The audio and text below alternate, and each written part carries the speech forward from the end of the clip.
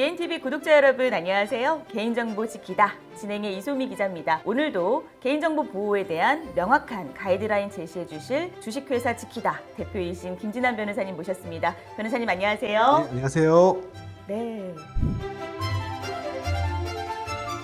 저희가 이제 지난번부터 이 역대급 개인정보 유출 사건 탑5를 선정해서 짚어보고 있는데요. 이번 사건은 정말 사상 최대 규모의 유출 사건이에요. 이른바 이 고양이에게 생선을 맡겼던 사건, 바로 카드 3사 개인정보 유출 사건입니다.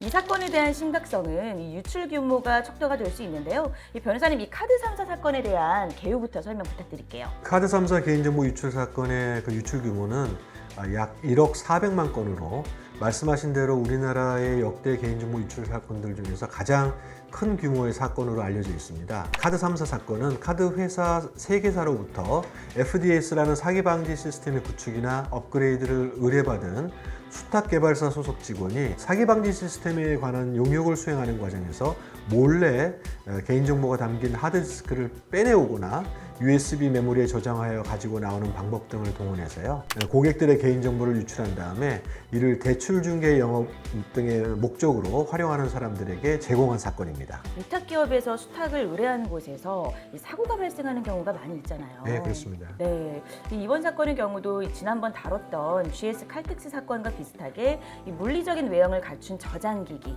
즉 하드디스크, USB 메모리에 저장된 개인정보를 유출한 사건입니다.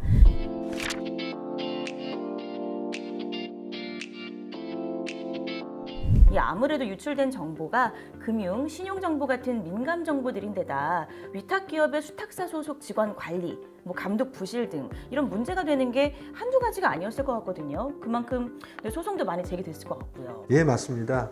우선 개인정보를 유출한 사람은 물론 이를 제공받아서 함부로 이용하려고 했던 사람들, 그리고 수탁 개발사를 관리 감독하여야 할 카드 3사 소속 직원들이 모두 검찰에 의해서 기소되어 유죄 판결을 선고받았습니다. 또한 전국 각지에서 수백 건의 손해배상 민사소송이 카드 3사를 상대로 제기되었는데, 제 기억에는 대략 카드사별로 한 200여 건에서 300건 정도, 그 정도의 소송이 제기되어 거의 1000여 건 가까운 민사소송 재판들이 전국 각지에서 진행되었습니다. 민사소송에서는 대부분의 사건에서 원고당 10만 원의 승소 판결이 내려졌고, 일부 사건에서는 7만 원만을 손해를 인정하는 판결이 선고되었습니다. 다만 모든 원고들이 승소한 건 아니고요. 네. 일부 원고들, 특히 이제 롯데카드를 상대로 소송을 제기하는 원고들 중에는 적지 않은 규모가 패소하거나 아까 말씀드린 바와 같이 7만 원 정도의 손해만 감액해서 인정되기도 했습니다. 아무래도 이 유출 정보에 대한 가치가 높고 또 규모도 상당했던 만큼 이 기존 개인정보 유출 사건들에 비해서 원고 측 승소율도 높았던 것 같습니다.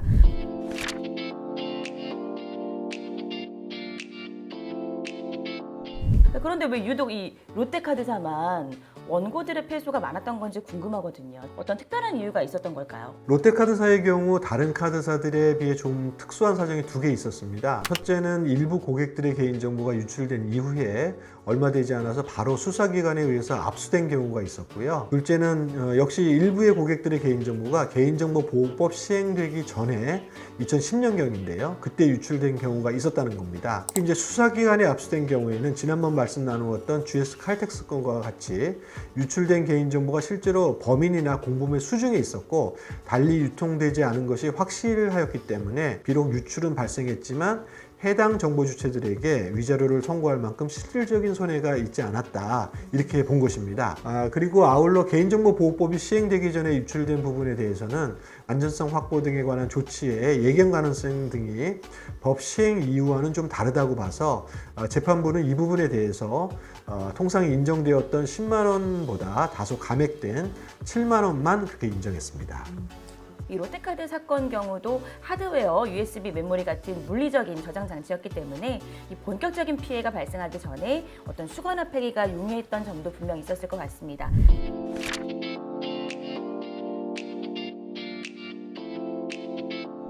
변호사님, 이 카드 3사 사건이 다양한 쟁점들이 엮여 있다 보니까 아무래도 이 가운데서 얻을 수 있는 교훈점들도 상당히 많을 것 같습니다. 네, 맞습니다. 카드 3사 개인정보 유출 사건이 워낙 이제 방대한 쟁점들을 다루기도 해서 법률적으로나 사실적으로나 많은 교훈점이 있을 수 있습니다. 다만 이 자리에서는 이제 최근의 대법원 판결과 관련해서 중요 그 교훈점을 한번 생각해 보고 싶습니다. 네. 그 아주 최근인 금년 3월경 대법원은 카드 3사 사건의 주범이 소속되었던 수탁개발사에 대해 이번 사건으로 카드사가 정보 주체들에게 지급한 손해배상금과 각종 업무 수행 비용, 법률 비용, 신용훼손에 따른 손해 이런 것들을 합해서 모두 623억 원이라는 거액을 배상하라는 판결을 확정하였습니다. 이번 판결은 일종의 구상권 소송으로 볼 수 있는데요. 카드 3사 중 어느 한 카드사에 대한 판결이기 때문에 나머지 다른 두 개 카드사까지 감안하면 해당 수탁개발사는 실로 엄청난 금액의 손해배상 책임을 지게 되었습니다. 이는 이제 위탁자로부터 개인정보를 수탁받아 처리하는 수탁자도 유출을 비롯해서 개인정보보호법 위반으로 인한 손해가 발생하는 경우에 결코 이제 자유롭지 못하다 이런 사정을 그대로 보여주는 겁니다. 따라서 수탁자도 위탁자 못지않게 주인의식을 가지고 개인정보 보호나 각종 의무사항 이행에 대해서 적극적으로 임해야 함을 반드시 인식할 필요가 있고요. 특히 그 소속 임직원에 대한 충실한 교육과 감독을 열심히 이행하지 않으면 회사 자체가 망할 수도 있다. 이런 점을 깊이 유의해야 한다고 생각합니다. 회사 자체가 망할 수 있다는 그 표현이 굉장히 이제 전국을 찌르는데요.